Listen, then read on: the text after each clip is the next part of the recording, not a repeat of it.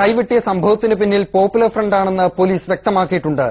ഇതിന്റെ അടിസ്ഥാനത്തിൽ popular front നേതാക്കളുടെ വീടുകളിൽ നടത്തിയ റെയ്ഡിൽ രാജ്യദ്രോഹ സ്വഭാവമുള്ള രേഖകളും അൽ ഖൈദയുടെ പ്രചാരണ സിഡിയും ആയുധങ്ങളും കണ്ടെത്തിയെന്നാണ് പോലീസ് നൽകുന്ന വിവരം.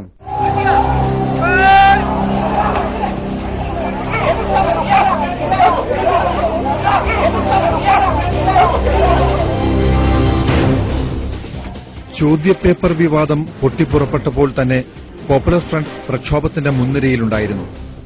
അന്നത്തെ സമരം പലതവണ അക്രമാസക്തമാവുകയും ചെയ്തിരുന്നു. തൊടുപുഴയിലെ ചോദ്യപേപ്പർ ഇസ്രയേലിനടക്കം പങ്കുള്ള ഗൂഢാലോചനയായാണ് പോപ്പുലർ ഫ്രണ്ട് അവതരിപ്പിച്ചത്.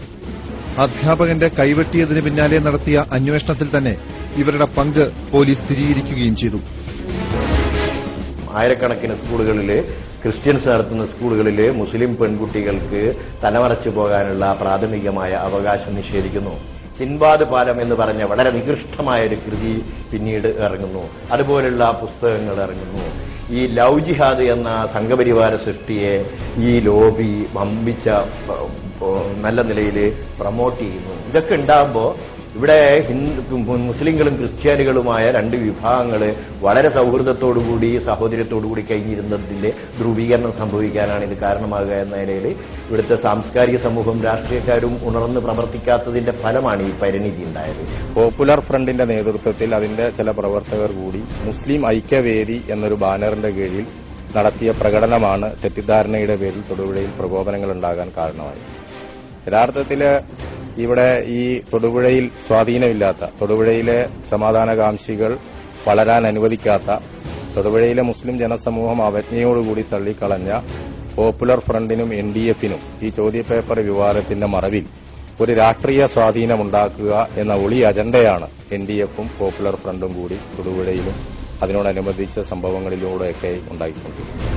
പോപ്പുലർ ഫ്രണ്ടിന്റെ പ്രവർത്തകരുടെ വീട്ടിൽ നടത്തിയ റെയ്ഡിൽ നിർണായക വിവരങ്ങൾ ലഭിച്ചു എന്നാണ് പോലീസിന്റെ വെളിപ്പെടുത്തൽ.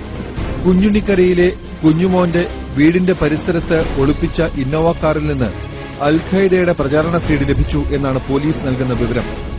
ഇതിൽ അൽ ഖൈദയുടെ ശിക്ഷാരീതികളും പരിശീലനവും മൃഗങ്ങളെ കൊല്ലുന്നതും മറ്റുമാണ് ഉണ്ടായിരുന്നത്.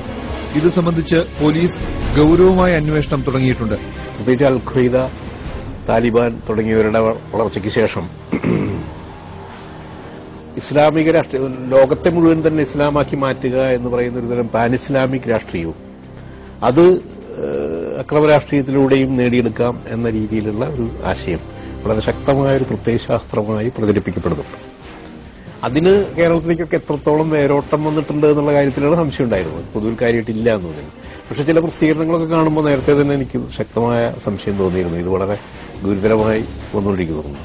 ആശയത്തെ ആശയം കൊണ്ട് നേരിടുക, നിയമത്തെ നിയമം കൊണ്ട് നേരിടുക, അല്ലാതെ ബലപ്രയോഗത്തിലൂടെയോ നിയമം കയ്യിലെടുത്ത് കൊണ്ടോ ആയുധപ്രയോഗത്തിലൂടെയോ ഒരു കാര്യവും നടപ്പിൽ വരുത്താൻ പാടില്ല.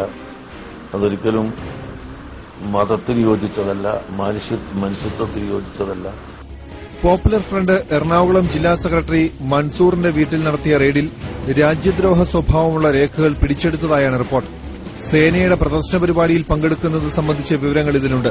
അതുപോലെ തീവ്രവാദികളെ നേരിടാൻ പരിശീലനം കിട്ടിയ പോലീസ് കമ്മീഷണർ മനോജ് അബ്രഹാമിനെ നിരീക്ഷിക്കണമെന്ന പരാമർശവും പോലീസിനെ ഞെട്ടിച്ചു. മനോജ് അബ്രഹാമിനെ നിരീക്ഷിക്കണമെന്നില്ല. മനോജ് അബ്രഹാം ഈ തരത്തിലാണ് ചെയ്തുകൊണ്ടിരിക്കുന്നതെന്ന് ഞങ്ങള് മ്യൂണിസിൽ എഴുതി വെക്കുകയല്ല, നോട്ടീസ് അടിക്കുകയല്ല, പോസ്റ്റർ എഴുതി വെച്ചിട്ടുണ്ട് എറണാകുളം ജില്ലയിൽ. മനോജ് അബ്രഹാമിന്റെ ഈ തരത്തിലുള്ള പങ്കാളിത്തത്തെക്കുറിച്ച് പോസ്റ്റർ എഴുതി വെച്ചിട്ടുണ്ടായിരുന്നു. ഇടുക്കിയിൽ ഞാൻ ഉദ്ദേശിച്ച ആൾ അദ്ദേഹം തന്നെയാണ്. അവിടെ ചെന്നിട്ട് കുഴപ്പമുണ്ടാക്കാൻ ശ്രമിച്ചത് അദ്ദേഹം തന്നെയാണ്. ഇതിപ്പം എറണാകുളം സിറ്റി ഭീകര കേന്ദ്രമായി മാറുന്നു എന്ന നിലക്കുള്ള പ്രചരണങ്ങൾ നടത്തിക്കൊണ്ടിരിക്കുന്നത് അദ്ദേഹമാണ്. ഇതൊന്നും ഞങ്ങള് മ്യൂണിസിൽ സ്വകാര്യമായി എഴുതി വെക്കുന്ന സംഗതിയല്ല. ഞങ്ങളെപ്പോലുള്ള ആളുകളൊക്കെ പബ്ലിക്കായിട്ട് പ്രസംഗിച്ചുകൊണ്ടിരിക്കുന്നതാണ്. വലിയ വെണ്ടക്കാക്ഷരത്തിൽ പോസ്റ്റർ അടിച്ച് ഇറക്കിയിട്ടുണ്ട്. ആലപ്പുഴയിൽ നടത്തിയ റെയ്ഡിൽ വാളടക്കമുള്ള ആയുധങ്ങളും തൈക്കാട്ടുകരയിൽ നടത്തിയ റെയ്ഡിൽ തോക്കും പോലീസ് പിടിച്ചെടുത്തു. ഇമചിമ്മിയ വേഗത്തിൽ പലരും പ്രഭുക്കളായതെങ്ങനെയെന്നും പോലീസ് അന്വേഷിക്കുന്നുണ്ട്.